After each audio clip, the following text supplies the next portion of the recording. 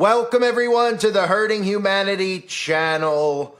Demi Moore, who has been acting for over 45 years, has won her first award for acting. It says I'm just in shock right now. So in 45 years, everybody knows who Demi Moore is. Demi Moore has never won any award at all, not even an award for worst actress. Demi Moore has won nothing. And do you think it's a coincidence? Because there's a few things circling around this story that Demi Moore's first win ever is for the film The Substance. And if you're wondering what The Substance is about, I did a breakdown of this movie, which is available on the website, which was removed and given a strike here on this wonderful platform of YouTube. But the film is about the fountain of youth, so to speak. It's about a character who faces a devastating blow on her 50th birthday as her boss fires her, and amid her distress, a laboratory offers her a substance which promises to transform her into an enhanced version of herself. You might remember the Illuminati card game, which has a card called the Immortality Serum. It's no coincidence that in the card game, that liquid happens to be a red substance that you are forbidden from actually talking about. And Demi Moore, I've shown over the years, we've seen the all-seeing eye symbolism, the Masonic, esoteric, black and white symbolism with Demi Moore. And of course, Demi Moore is a Kabbalist. So good for Demi Moore as he wears its red bracelet every time it's out and about. Used to be out and about with Ashton Kutcher while he was wearing his Freemason hat and not hiding his true allegiance as to why he loves the black and white symbolism either. But you may also remember Demi Moore and that bizarre video clip, which you're not allowed to show, where she's hanging out with a very young boy, and I can give you 1,000 guesses, but you only need one as to what happens next while Demi Moore is sitting next to this very, very young boy. But this film is about a red liquid. It's a very potent and expensive drug, and it's used by people, well, like Demi and her friends in Hollywood, as well as your people in politics and your people in business and corporations and pretty much all the rulers of this earth. And I'm going to play for you the trailer for this film so you can see just how this was strategically given to Demi Moore. This is not an over-the-top acting performance. This is pretty much a horror film, which rarely ever do any actors win any awards for horror films. So you could just see how they're rubbing it in our faces because the film is about something they covet so much, the fountain of youth, so to speak, and that liquid that they covet so much. So this was a reward for Demi for taking on the role, obviously, and them holding up a middle finger saying, hey, we're going to continue to do this out in the open. We're even going to tell everybody out there what we partake in, and we're going to continue to not be arrested, never be held accountable. And of course, we'll make you think that the swamp is going to be drained and all these people are going to be rounded up, but it will never happen in a million years. And after I show you this trailer, it gets more interesting because I want to show you the correlation between Demi Moore and what they put on the screen as Demi Moore is awarded this award at the Golden Globes. But let's start with the trailer. Have you ever dreamt of a better version of yourself? Younger, more beautiful, more perfect.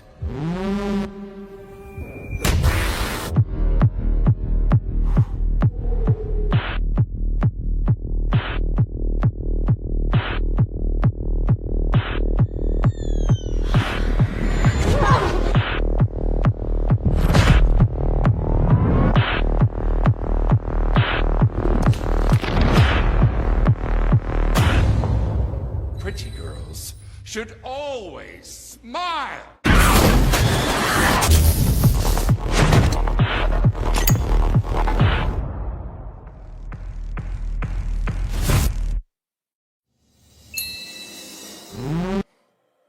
Yeah, so that looks like the type of film, right, that would win an award. I mean, of course, this film only won an award because they wanted it to win an award. When they give these films awards, it ends up giving them more praise, and then more people go see these films because they say, wow, I heard it won this, I heard it won that. It must be pretty good. And of course, this is an award for Demi for all of her years of service to the United States government, of course, because that's what Hollywood actors really are. So the other thing that I want to show you is that when Demi Moore is announced as the winner of this award, I want you to take a close look at what pops up on the screen. Because they pop up on the screen. You know, it doesn't say Demi Moore. This is Demi Moore's first Golden Globe ever. It doesn't say Demi Moore. This is the first award in the history of Demi Moore's life that it's ever been given. No, no, no. It says something very, very bizarre. Take a look. Demi Moore. This is Demi Moore's third nomination and first win. She got the script. So you may have noticed it said Demi Moore was born in Roswell, New Mexico, a town famously associated with alien conspiracy theories. Now, why in the world? At the Golden Globes, this isn't some minimalistic award show in Hollywood. They're all minimalistic, but in the scheme of Hollywood over the years, there's pretty much the Oscars, the Emmys, and the Golden Globes. Those are the big award shows. Why in the world would they put that on the screen about Roswell, New Mexico, a town famously associated with alien conspiracy theories? Well, of course, because what they're referencing there actually relates to what that movie is about, right? Because everybody out there who knows about the conspiracies in Roswell, New Mexico, mostly everybody has heard about it. But the Roswell conspiracy, for anybody who's new, is the theory that alleges that a UFO crashed near Roswell, New Mexico in 1947, and the U.S. government subsequently covered up the incident by claiming the debris was from a weather balloon, while in reality it was an extraterrestrial spacecraft and its occupants. This theory stems from the military's initial press release stating they had uncovered a flying disc before retracting the statement and attributing the debris to a weather balloon. So everybody looks at Roswell as really the first official government cover-up of what we're told are UFOs and aliens. But really what Roswell is about the Babylon working, the experiment done by Aleister Crowley, Jack Parsons, and L. Ron Hubbard, who is famous for creating the Church of Scientology. Jack Parsons, famous pretty much for being a rocket scientist who developed JPL, which is known as the Jet Propulsion Laboratory, and has his origins go back obviously to the creation of NASA. And Aleister Crowley, who is known as what? Well, referred to as the Beast Incarnate 666, as the man whose rituals they still follow to this day. And the Babylon working is really what led to the beginning of the UFO phenomenon, because this ritual that was done, which involved a lot of youngsters, which they won't tell you about, which again goes back to that liquid that is needed in these rituals that happens to be red, the liquid that they're referencing in that film. And during this ritual, they attempted to invoke the Moonchild. Some say that's Mae Musk, that it's Elon Musk's mother, is in fact that moon child. But for anybody out there wondering, once this event occurred, once they did the Babylon working, which they claim was a success, that is when, right after it, shortly after it, the first reported incident of UFO or alien encounters and supernatural phenomenon started occurring in America, where people were reportedly seeing these demonic entities walking the earth. And Roswell was supposedly the first place that this occurred, according, of course, to what we've been told from our government. And everybody knows when it comes down to this UFO deception that they're planning to release information in the future, finally, about Roswell. But make no mistake, the things that they're referencing that they're going to call gray aliens are in fact demons. Demons that were invoked from Crowley, from Parsons, from Hubbard, and it all came to a head during the Babylonian working, which occurred in the year 1946. And then we had our first official UFO spotting in 1947. Here's a closer look at the Babylon working ritual. This is the story of the founder of NASA's Jet Propulsion Laboratory and the founder of Scientology and a secret ritual that was performed in the desert one fateful night in 1946, where a portal was opened and spiritual entities, i.e. UFOs, came through, heralding the beginning of a new era of humanity. In the vast spectrum of 20th century occult practices, few have garnered as much attention and controversy as the Babylon working ritual. Orchestrated by the enigmatic figures of Jack Parsons, a brilliant rocket scientist and co-founder of the Jet Propulsion Laboratory, JPL, and L. Ron Hubbard, the founder of Scientology, this series of rituals sought to manifest the Thelemic goddess Babylon and usher in a new era of human consciousness. But what was the true nature of the Babylon working? And what does it tell us about the convergence of science, religion, and esoteric pursuits in the modern age?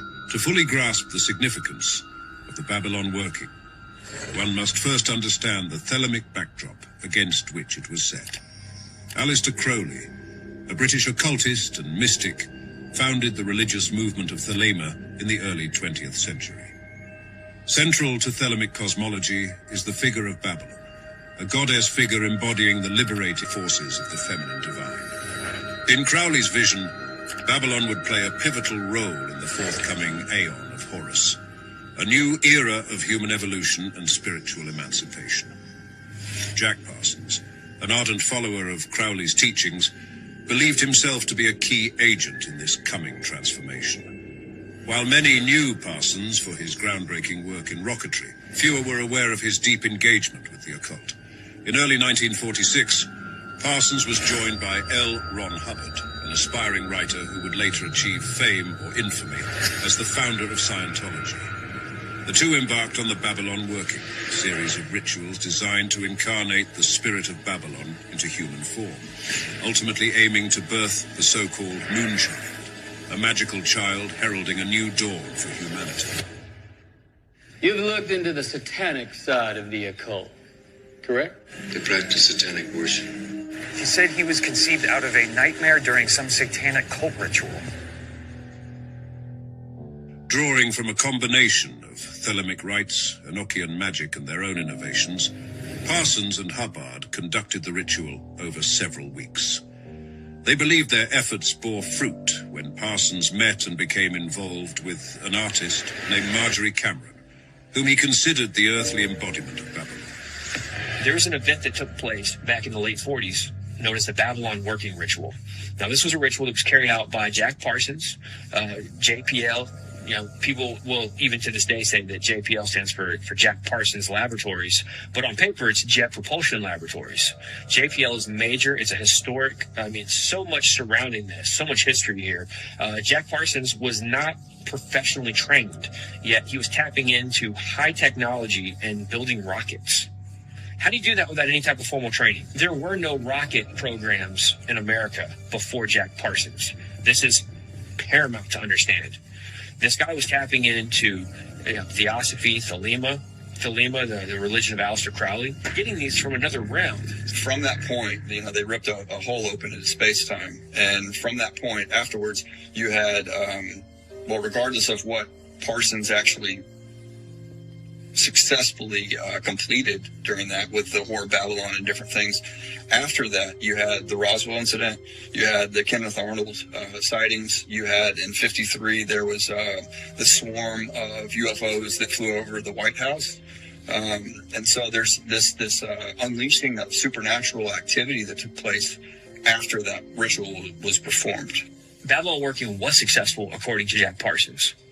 Matter of fact, Parsons said in his Antichrist manifesto that they were successful and that a child was conceived in that act, and that there was a spirit known as Hilarion.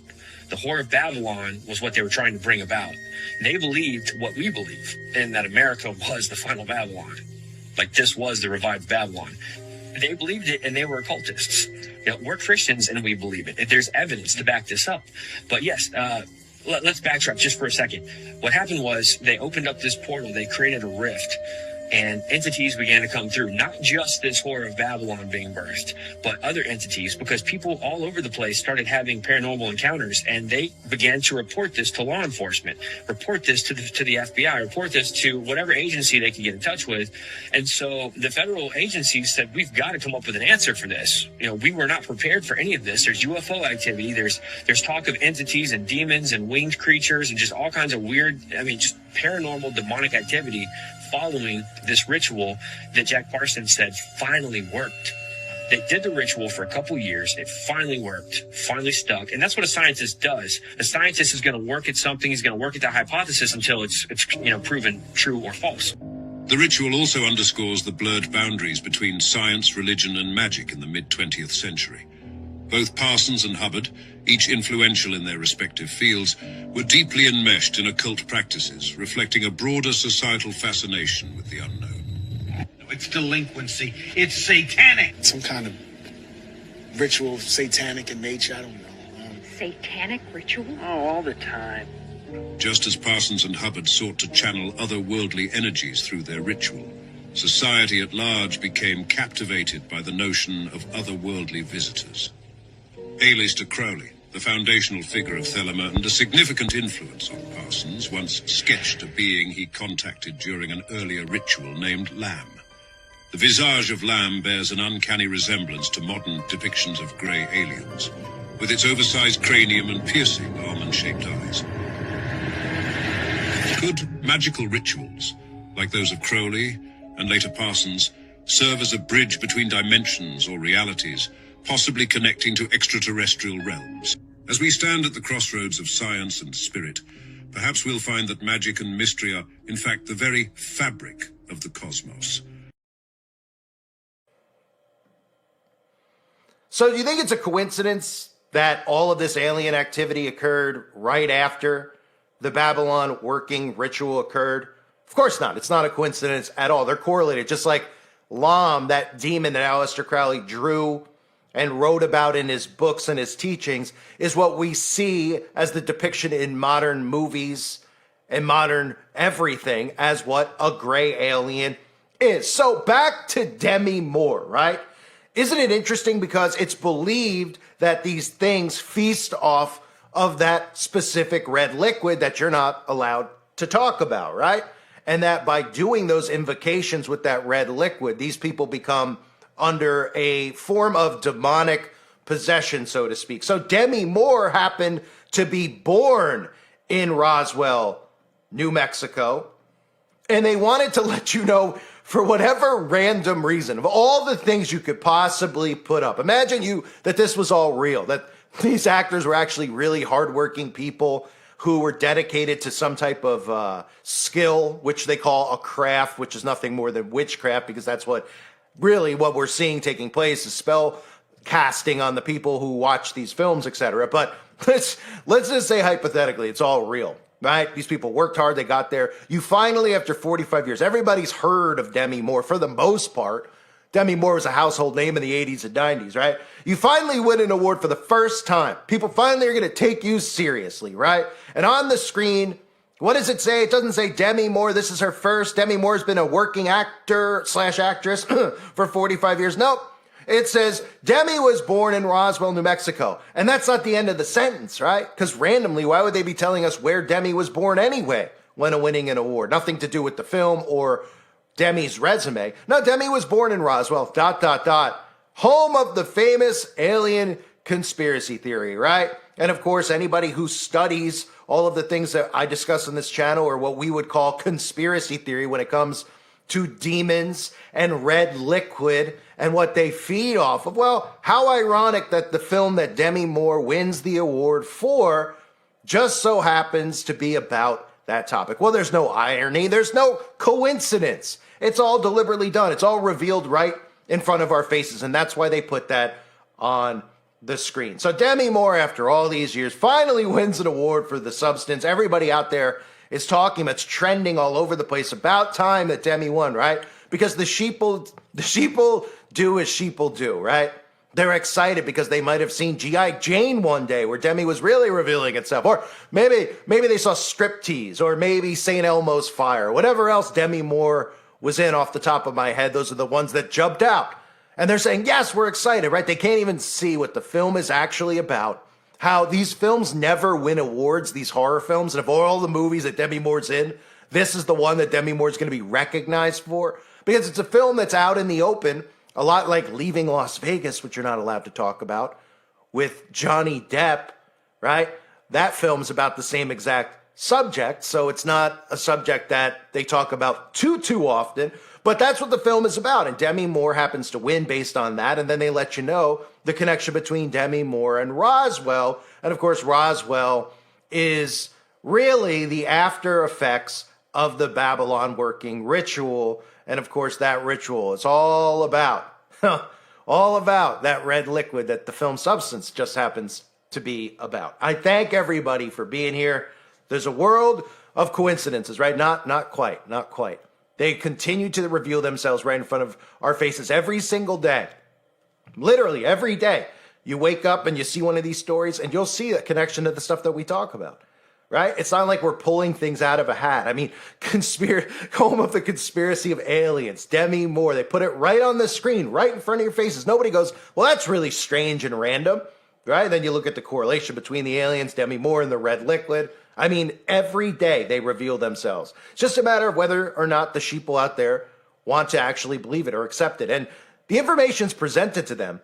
They just have a tough time wrapping their head around it. In most cases, it's that the sheeple don't want to believe it because they enjoy living in the simulated reality, the dystopia, the Pleasantville, so to speak, that they live in, where they're completely oblivious to what's actually happening around them. Sometimes it can be hard to accept the truth, but guess what? I'd rather be awake in this horror story than sound asleep, walking cluelessly off the side of a cliff straight into the abyss. I thank everybody for being here. I hope you're all doing well. God bless you and your families as always.